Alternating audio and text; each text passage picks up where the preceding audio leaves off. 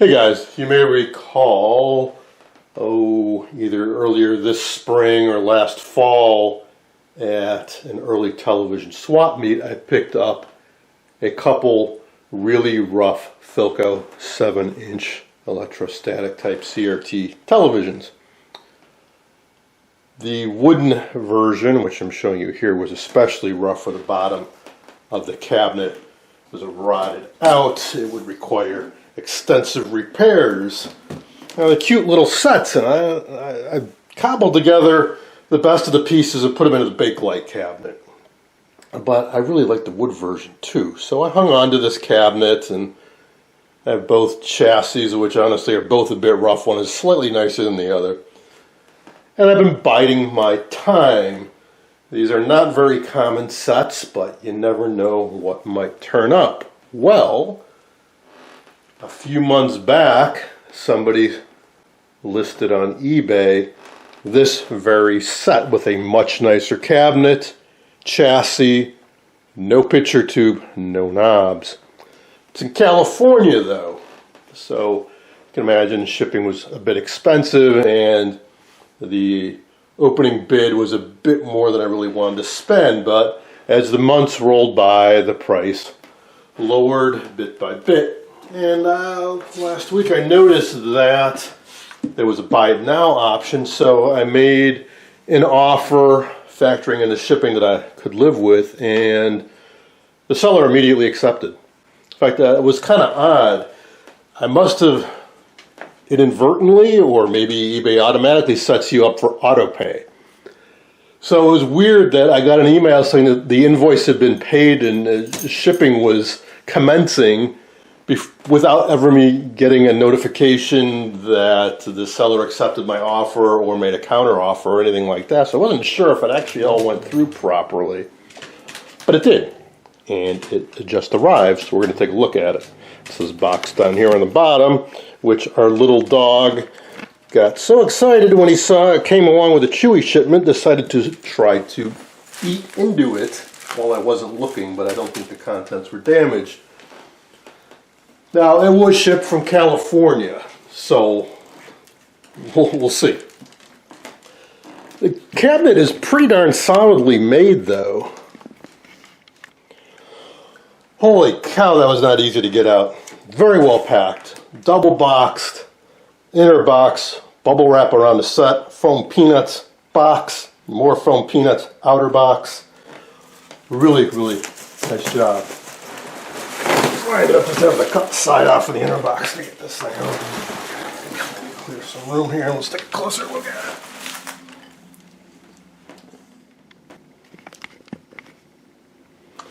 Now, the seller's name is Peter Farkas, F-A-R-K-A-S. I'm not outing anybody's identity because these books are listed with what's called the International Book Numbering System, and they're publicly sold books, and the author's name is listed on them, so that's not any big secret there. If anybody knows Peter Farkas in California, curious. There's no note or anything in here that I can see. Maybe there's one inside the set.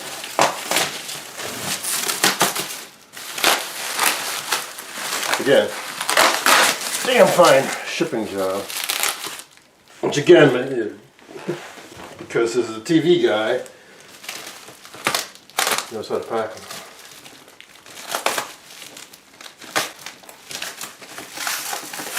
It's always a good idea too is to put something between, especially if it's whether it's wood or Bakelite, something between Bakelite.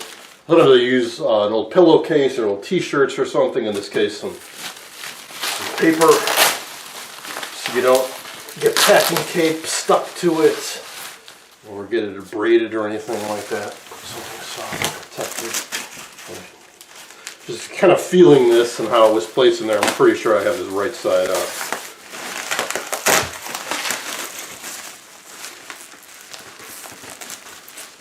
So you put a piece of cardboard over, it's the back.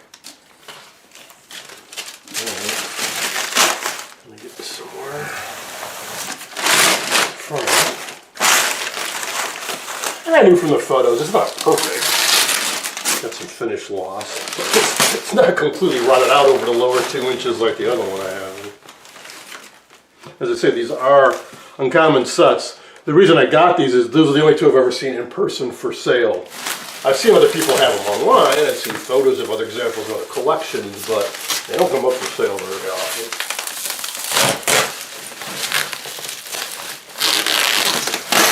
And as you can see, it takes some effort to pack and ship these properly.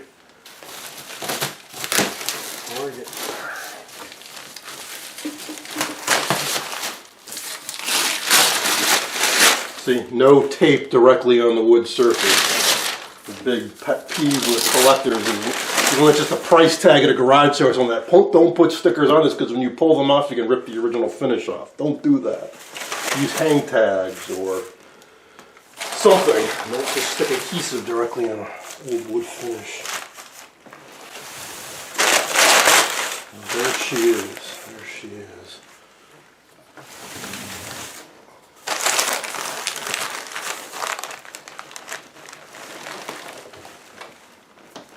I like how they did the bottom of this cabinet so you don't, sometimes all the wood veneer go right down to the bottom and inevitably it chips off at the bottom. Especially from people going to pick it up and their fingers go like this and it rips the veneer off. But on this, they have the bottom 3/4 of an inch or so of solid wood. So you don't get that issue with the veneer tearing off. So I don't see any veneer loss on this cabinet, which is fantastic. This is the back end. Chassis. So I believe it's missing the cover for the high voltage box, but that's okay because I have a spare from the scavenged chassis. And it doesn't surprise me because this set, I believe it's this set. See, I haven't restored one of these before, but I've read about them. I believe this is a set that's really infamous for high voltage fade. Meaning as the set warms up, the high voltage droops significantly. So one way to remediate that is to leave the cover off to provide ventilation, or put a fan on to blow inside there to keep it cool. Something we will explore as we work on this. Okay, so the chassis is not secured, okay. It makes sense now why he went to lengths to pad it and wrap it in plastic because it's not secured. Just fine by me. So we're going to take a look at it. Now he included some knobs, and again I saw these in the listing, and he said these are not the correct knobs, but at least they are knobs that function. Alrighty, let's put this cabinet aside. Alright, let's see what we got. Well, not to belabor the point, but I'll tell you, if you think, hey, I'm going to go onto eBay and I find a vintage TV at a cheap price and you can go ahead and buy it and they'll pack it really well, no. Very few sellers know how to pack something like this, be it radio or TV, or would be willing to when you get it at a reasonable price. Well, the best I can tell you is if you really want it, reach out to the seller and say, hey, I'll pay extra if you do a really good packing job, or give them instructions on how to properly pack it.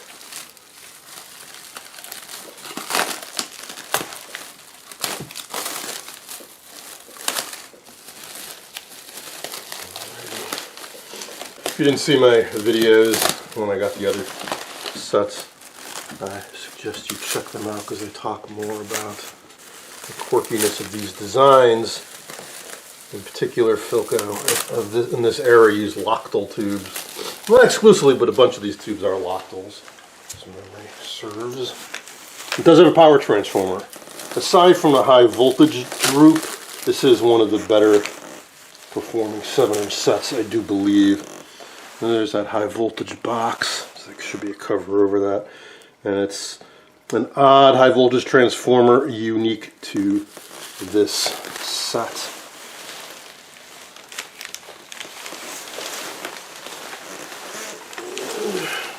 Memory serves from photos. Yes, the speaker is intact. speakers are mounted right to the chassis.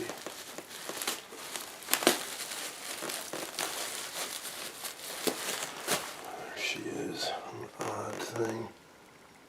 And the fine-tuning dial cord is intact. But, well, that speaker looks, a couple of tears around the outer edge. You can glue that up. Let's take a peek underneath.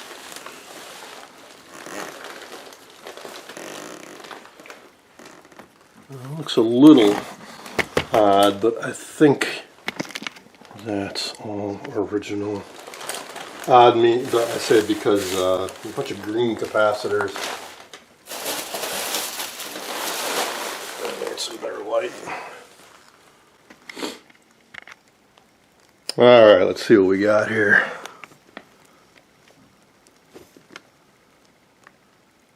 I think these are some old repairs because those solder jobs on those lugs look a little like they've been reworked. About a long time ago. Those are old-timey caps in there. These green ones, I'm inclined to say are original. Of course, I'll compare it to my other chassis, but I can't say for sure because it's odd that a number of them are in parallel. Which is typically what you would do if you didn't have the part you needed on hand. This looks a little odd too. But it's also an odd set, so I wouldn't put anything past it being original or not until I compare it to other examples in the service notes. That aside, it's in good shape. It's a densely made set. There's a lot going on. So it's not like working on an Admiral 19A1 or a Motorola VT71. That's for sure. I wonder if that's correct too, that there's no cover on the tuner. Might be. It might not. But there's also supposed to be a metal pan that covers the bottom of this chassis, and I believe I do have the one from that rotted out wooden cabinet, so we can, between the two, I think we can get in pretty good shape. Which leaves the knobs. They are unique to this model. There's a miracle that on my other, the Bakelite version I have, I was missing one or two knobs that somebody had some extras, so I do have a complete set of that. But yeah, we'll have to cast some knobs or 3D print or something if I really want to get the correct knobs. The odds of me finding a full setter. Well, I mean, nothing's impossible. So when I get things that are in rough shape like this, wooden cabinets that are rotted out, even if I have the time, I'm not going to dive into immediately building a new cabinet, fixing it up and all that. I'd much rather wait a year or two. That could be tough if you're impatient and it's an exciting new find and you want to dive into work on it. But I strongly suggest if you're in a situation like this, put out feelers, set up a search on eBay, go to some swap meets, wait a year or so. And see if something turns up, because it'll save you a heck of a lot of time. So, can't say when I'll get to it, of course, but I am anxious to work on these because I haven't before, and they're so different. Not the design so much, but the construction for sure. And I've never seen one of these work in person. I want to get these working and then see about that high voltage fade issue for myself, and we can tinker around with it. You may recall I recently picked up a number of those video doorbell CRT gizmos that are flooded the surplus market. Part of the reason was I was thinking ahead that I might want to use those 6 kilovolt supplies from those sets in this set. I went rummaging around with the leftover. I went rummaging around and came up with the back and what I believe is the chassis cover from the cabinet that was falling apart. Let's see if this fits on here. I also needed to order up a bunch of parts from Mouser Electronics, so I went ahead. I went rummaging around and found the back and what I believe is the chassis bottom from this set that was falling apart. I also had occasion to order parts for some other projects for Mazda Electronics. So I went ahead and ordered up caps for this set. As I said, I was anxious to see one of these come to life. Also reviewed photos online of other sets and my other chassis, and yeah, these are replacements. A few of these are originals, but somebody definitely did work on this long ago. Let's see. How would this go? So yeah, those cutouts are for the chassis bolts, so it goes on like so. So yes, this is the bottom. Let's see, there's a little thing on the front and the back, and yes, that does line up with a hole there. So I need to find some screws to hold this onto this, and then chassis bolts from down below. And then this goes on the back. It looks a little goofy with the hole here, but yeah, that is how it goes.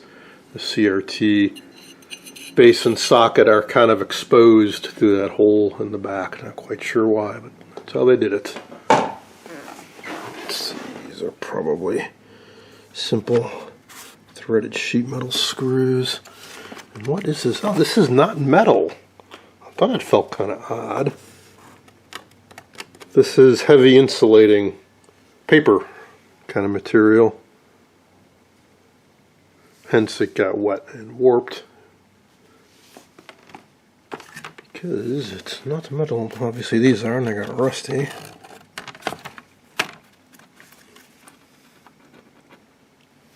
Alrighty,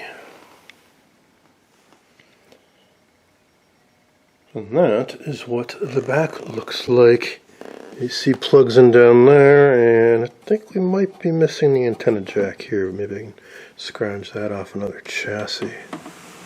So this will be a fun project. One thing I like about these Philco sets is that they have similar styling, look, feel, fonts, and all that to the radios from the same era. And I have a number of Philco radios, so I think this will make a fine addition to the collection. That is going to be it for now. When the parts arrive and I have some time, we will definitely start tinkering with this set. Thanks for watching.